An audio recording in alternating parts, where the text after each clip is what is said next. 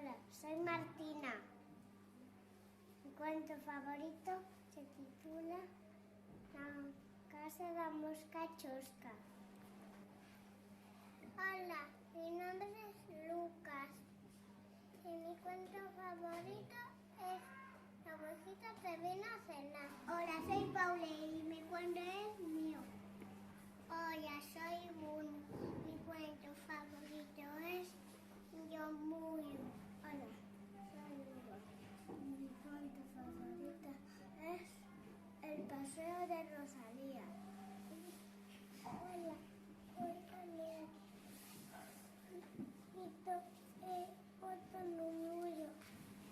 Hola, soy Amelia. Mi cuento favorito es Chivas Chivón. Hola, soy Alba. Mi cuento favorito es Daniela Pirata. Hola, soy Ana. Mi cuento favorito es Un bicho está